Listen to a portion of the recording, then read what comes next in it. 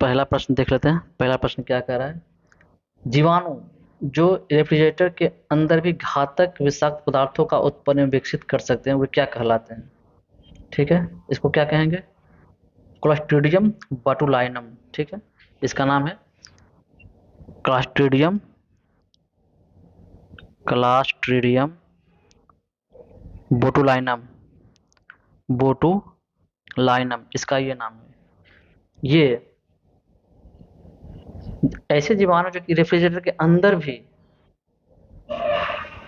घातक और विषाक्त पदार्थों का उत्पन्न कर सकते हैं, उसका विकास कर सकते हैं रेफ्रिजरेटर के अंदर भी। ये सब इतने पावरफुल होते हैं। तो वे कौन है? ये है क्लास्ट्रीडियम बाटुलाइनम। ठीक है। और देख लेते हैं। दूध में दूध में कौन कौन सा पाया जाता है जीवाणु? तो हम तो जानते हैं कि दूध में लैक्टिक एसिड होता है, तो इसी के नाम पे जीवाणु भी पाया जाता है, जैसे स्ट्रेप्टोकोकस। स्ट्रेप्टोकोकस और लैक्टोबैसिलस। लैक्टोबैसिलस, ये दोनों जीवाणु पाया जाता है दूध में। ठीक है। और एक ये है एसरकेरेसिया। कौन सा? एसर एसरकेरेसिया जीवाणु। इसका क्या काम है? इसका काम है कि ये पाचन क्रिया में सहायक होता है। ठीक है, ये पाचन क्रिया में क्या होता है? सहायक होता है। एसरकेरेसिया कोलाई। और टाइफाइड। टाइफाइड किससे होता है? टाइफाइड होता है सैल्मोनेला टाइफी नामक जीवाणु से। किसे? सैल्मोनेला टाइफी नामक ये भी जीवाणु है, जीवाणु से होता है ये टाइफाइड। ठीक है, चलते हैं दूसरे प्रश्न को देख लेते हैं।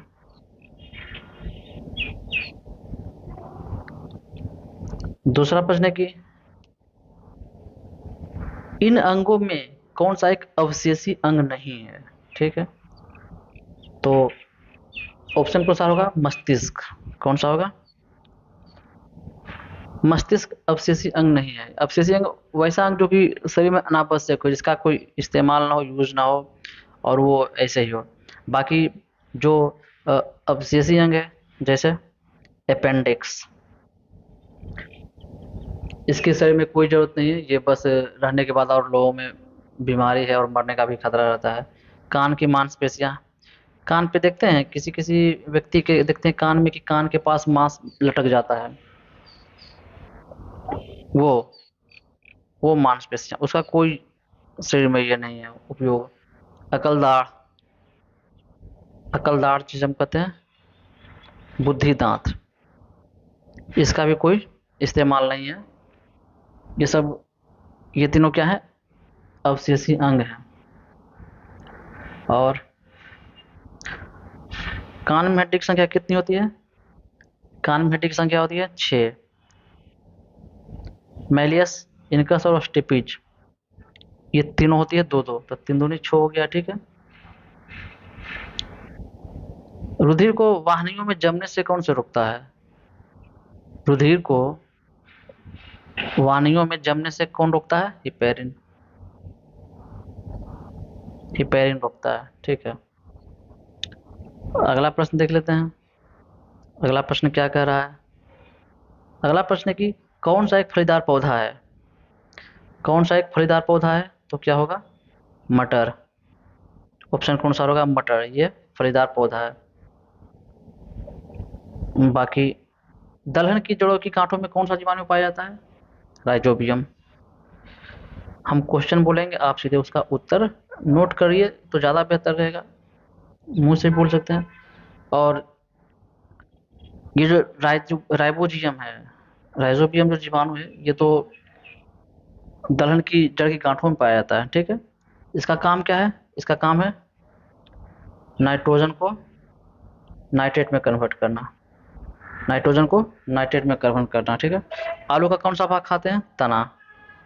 आलू का कौन सा भाग खाते हैं? तना। चलिए, अगला प्रश्न देख लेते हैं।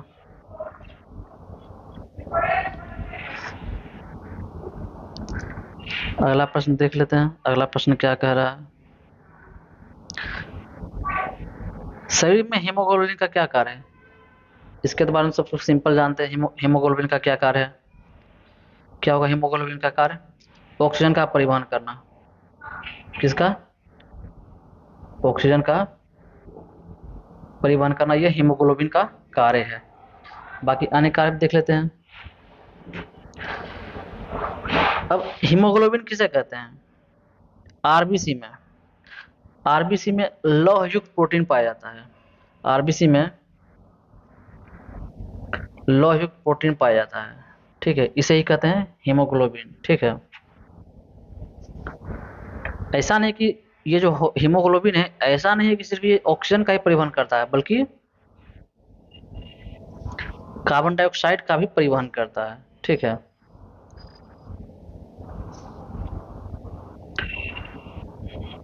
चलिए और देख लेते हैं अगला प्रश्न।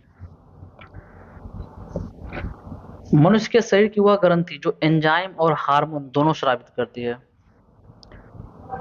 दोनों के बारे में बता रहा है, दोनों का श्रावण करती है, वो कौन सा है? अग्नाशय। अग्नाशय के बारे में हम लोग जानते हैं कि ये एंजाइम और हार्मोन दोनों को स्रावित करती है, ठीक है। अग्नाशय किसी ग्रंथि है? अग्नाशय किसी ग्रंथि है? मिश्रित, ठीक है।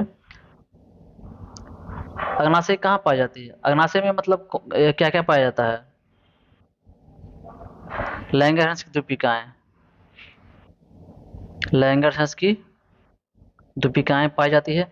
और इस ग्रंथि के द्वारा किसका किसका स्रावन होता है? इंसुलिन का, इंसुलिन का और ग्लूकागोन का, ठीक है, ग्लूकागोन का, ठीक है। और देख लेते हैं यकृत का कार्य क्या है?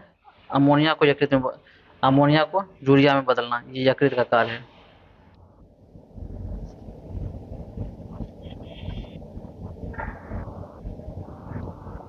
बाकी क्लेरुन कायमा, क्या? क्लेरुन कायमा, ये किसका बना होता है? किसका बना होता है क्लेरुन कायमा? मृदु उत्तकों का, यानी मृदु उत्तक का, ठीक है, ये बना होता है क्लेरुन कायमा।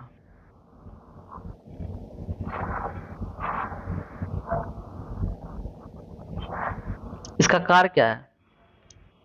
क्लेरुन कायमा का कार्य है तनन सामर्थ्य पैदा करना है, तनन सामर्थ्य पैदा करना इसका काम है, ठीक है। और इसका एक और भी कार्य है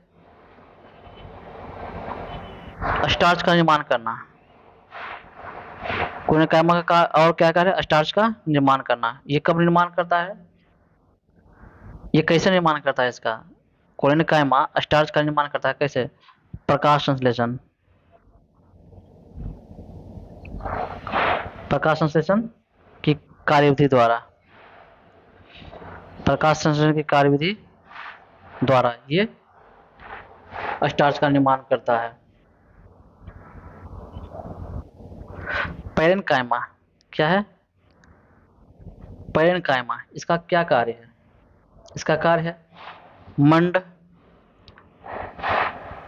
प्रोटीन, वसा, कोमा अन्य अन्य खाद्य पदार्थ का संचय करना है। अन्य खाद्य पदार्थ का क्या करना है? संचय करना है।